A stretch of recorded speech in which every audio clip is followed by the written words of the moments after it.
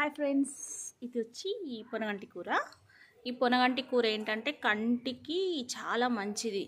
Sugar పేషెంట్లు ఉన్న కొంతమందికి కంటి చూపు మందగిస్తూ ఉంటుంది కదా.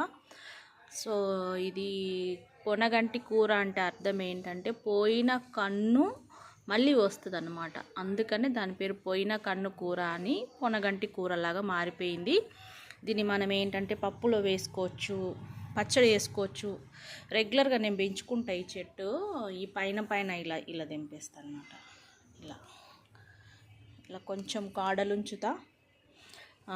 సో దీన్ని పైన పైన తెంపేస్తూ ఉంటే మళ్ళీ వస్తూ ఉంటుంది.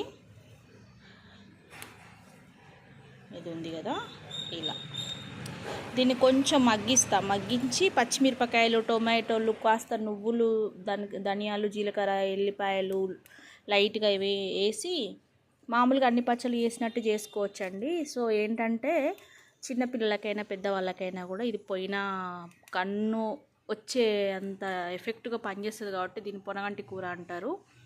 సో మీరు కూడా పెంచుకోండి ఫ్రెండ్స్.